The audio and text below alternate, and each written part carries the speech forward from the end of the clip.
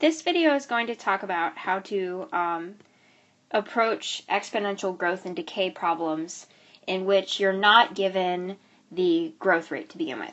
So I want to start this video off by talking just about what this formula means, what each part of this formula is.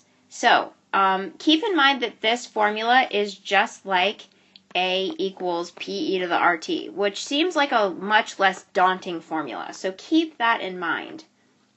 So A and A of t are the same idea.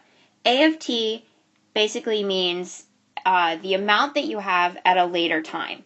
It's not necessarily at the final point, but it's at any given time. So you have an initial amount, and then you have an amount that takes place at any given time. This does not mean A times t. It's more like f of x. So it's the amount as a function of time. So let's just think about it as the amount later on, at any point later on in the scenario that they give us. Okay, A sub 0 or A naught is our initial amount. So that is just like P. It's just like our principle in A equals PE to the RT. So A sub 0, that means that initial amount. E is just a constant. K is the growth rate. Typically, that's not given to us, so we're going to talk today about how to find it when they don't give it to you. And then time is what we can use to find the growth rate. Basically, it has to do with A of t. Okay, so if we know A of t, that relates to this time. So when they tell us, the amount 10 hours later, we can put 10 in for time and then find the growth rate. Okay, so typically the statements for these problems are two-part statements. They set you up with A, an initial amount, and B, a scenario at a later time. They say how much time has elapsed and what's the amount that you have then. You'll use that information to find the growth rate.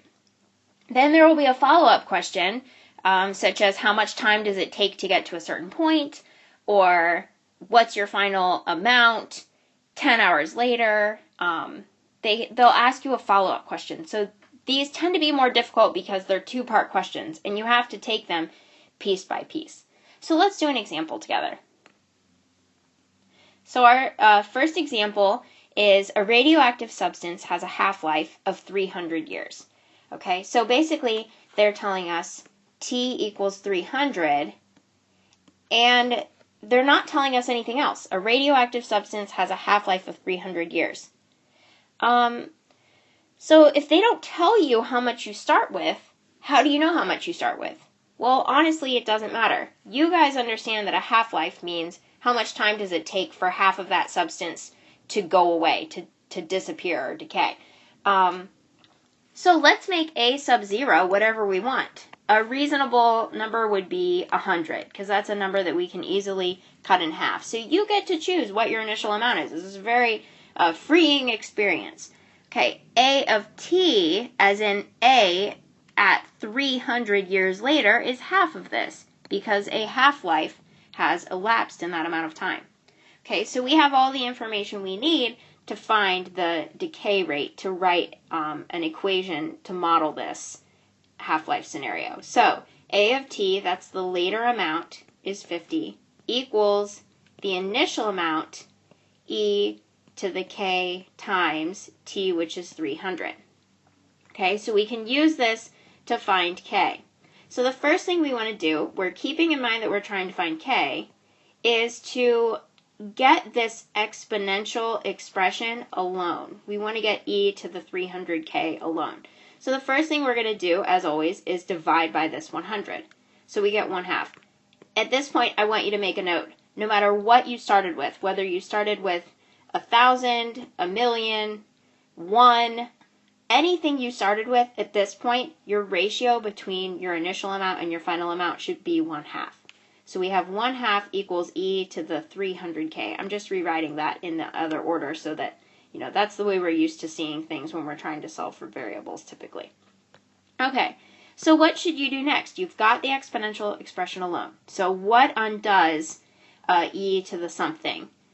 What can get this exponent down out of the exponent. So u will natural log both sides. Okay, what is the natural log of e? It's gone, it's 1. So we have natural log of 1/2 equals 300k. So our final step to get k alone is to divide by 300. So k equals the natural log of 1/2 divided by 300.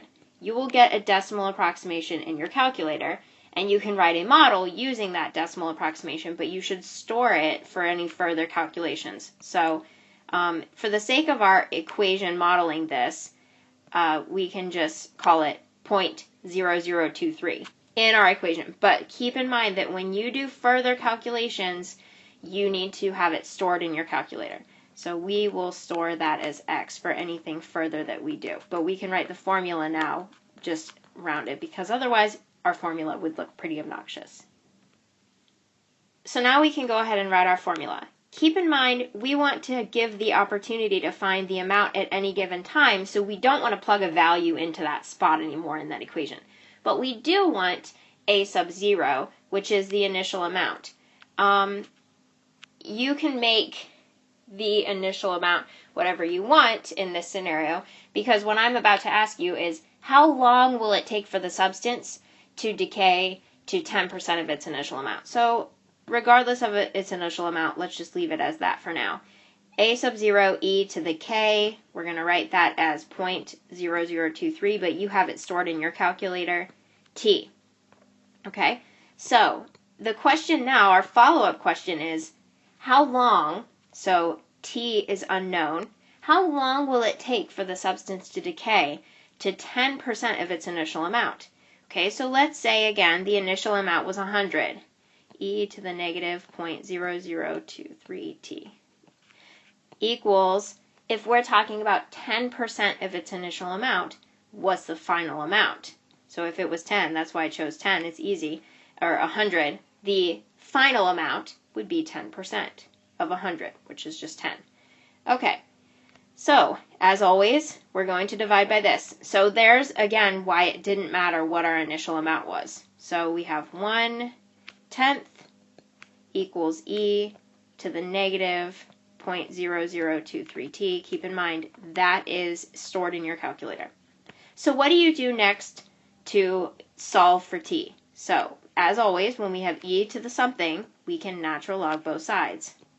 Okay, natural log of e cancels, it becomes 1, and the exponent is out of the exponent now. So we just have what we stored as x, I'm actually just going to write x, because that's what it is in our calculator, times t equals the natural log of 1/10. So your last step to solve for the time is to take the natural log of 1/10. If you're typing that in your calculator, you need to be sure to close the parentheses after it, divided by what you have stored as x. Okay, so that gives you 996.578 years. Okay, so, a rough estimate, since we're talking years and a lot of years, we could just say, 997 years, or maybe even say, it's pretty close to 1,000. But there's kind of our exact answer using this formula. So the takeaway point of this video is, when you are not given k to start, you have to use the scenario that they give you. They will always give you an initial amount and then a later amount. Okay? So you can use those to plug in the later amount, plug in the time associated with that to find k. Write your equation with that k value, with the growth or decay value, and then you can use that either to find later amounts or to predict when later amounts can occur. Keep in mind that when you're doing that, such as this example, you had to take a log of both sides so that you could get that t from the exponent down out of the exponent. So hopefully this kind of helped clarify how to do these multi-step problems. I hope you enjoyed watching. Thanks.